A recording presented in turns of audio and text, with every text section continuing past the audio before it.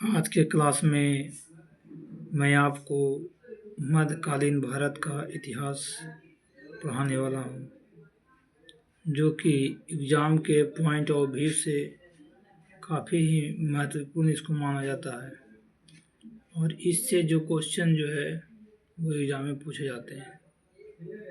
तो आज जो है वो आपको वो टॉपिक स्टार्ट कर रहे हैं। ओके, तो इस टॉपिक के बारे में ये बोला जाता है मेरे भाई कि 712 ईस्वी से लेकर के 1707 ईस्वी का जो टाइम है वो तुम्हारा मध्यकालीन इतिहास के अंतर्गत आते हैं, क्योंकि इसी टाइम के अंतर्गत जो है वो मध्यकाल के इतिहास है। क्योंकि इसमें जो जितने भी लोग राजा हुए वो सारे के सारे मुस्लिम थे और इस पर जो शासन करने वाले लोग थे वो मुसलमान थे। तो इसी कारण से इसको पढ़ना थोड़ा ज़्यादा इम्पोर्टेंट हो जाता है। तो चलिए हम आपको उस टाइम से पढ़ाएंगे जिस टाइम से मुसलमानों का जो आक्रमण भारत में हुआ, उस टाइम से बताने वाले हैं कि आखिर मुसलमान भारत में किस तरह से आया और कौन कौन से जगह पर आया, और जगह पर आने के पश्चात उसने जो है वो अपने साम्राज्य का विस्तार किस प्रकार से किया और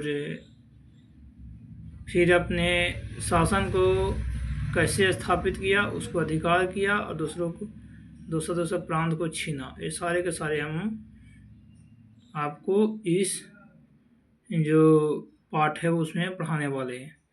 तो हम आप लोगों के लिए यही बोलना चाहते हैं कि आप लोग ज़्यादा से ज़्यादा कंसिस्टेंसी रहिएगा और अपने जो मित्र वगैरह है उसको इससे जोड़ने का प्रयास कीजिएगा, ताकि आप लोग भी इसका लाभ उठा सकें। यदि आप लोग डेली रेगुलर रहिएगा ना तो आपका जो है वो याद करने की जो कैपेसिटी पावर है वो ज़्यादा बिल्डअप होगी। तो देखिए आपको बता रहे हैं, ये जो टॉपिक है मेरे प्यारे भाई, इस टॉपिक का नाम था क्या? भारत पर अरबों का आक्रमण। आखिर जो है अरब के लोग भारत में किस तरह से आए और यहाँ पर आने के पश्चात जो है वो किस तरह से यहाँ शासन किए, इस पर अधिकार किए, वो सारा के सारा जो है इसमें बताने वाले हैं।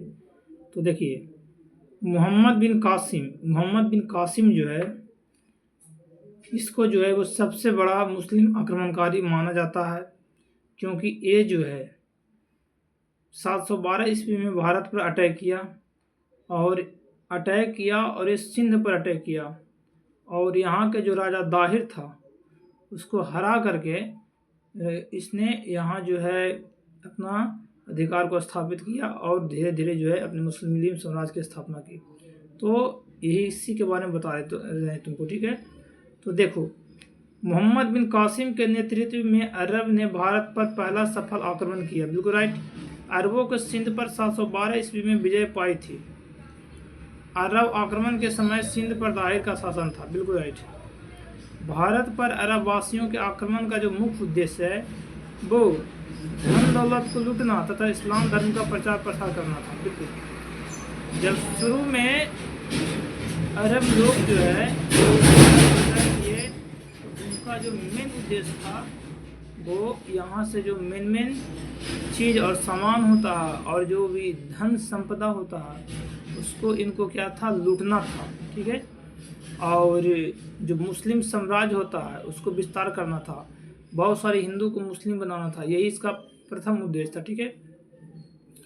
तो इस टाइप जो है इस कंडीशन से जो है वो भारत पर सबसे पहले अटैक करने वाला जो मुस्लिम आक्रमणकारी था उसका जो नाम था वो था कौन? मोहम्मद बिन कासिम, जो मात्र 17 साल का बंदा था। उसने आकर के यहाँ अटैक किया और अटैक करके फतह भी हासिल किया, ठीक है। और यहाँ से बहुत सारी धन संपत्ति को लूट कर ले गया और लेके जहाँ आने के बाद जो है यहाँ और उसने जो है कई तरह के टैक्स भी लगाए। तो क्योंकि देखो जब वो अटैक करता है तो कोई भी किसी दूसरे भी मान लेते हैं कंट्री या दूसरे भी राज्य को जीतता है जितला का बाद जो है वो सारा का सारा जो है शासन का बागडोर अपने हाथ में संभाल लेता है। तो वही ये सारे के सारे कंडीशन किया मोहम्मद बिन कासिम, ठीक है। सेकंड देखो, उसके बाद आता है कौन, महमूद गजनवी आता है। महमूद गजनवी आता है मेरे भाई। देखो ये 932 ईस्वी में अल्पतगीन नामक एक तुर्क सरदार गजनी साम्राज्य की स्थापना की, जिसकी राजधानी कहाँ थी, गजनी थी, बिल्कुल सही। अल्पतगीन की मृत्यु के पश्चात कुछ समय तक गजनी में पृथ्वीन का शासन किया। इसी के शासन काल में सर्वप्रथम भारत पर आक्रमण किया गया, बिल्कुल। नेक्स्ट देखिए कहता है, नेक्स्ट वो तो कौन था, वो था अरब आक्रमणकारी। अब देखिए अरब के बाद जो भी अटैक करने वाले आए वो तुर्की के थे, तो उनको क्या चीज बोला गया, तुर्क आक्रमणकारी बोला गया, ठीक है। तो प्रथम जो तुर्क आक्रमण के समय जो है वो पंजाब में शाही वंश का शासक जयपाल शासन कर रहा था, बिल्कुल।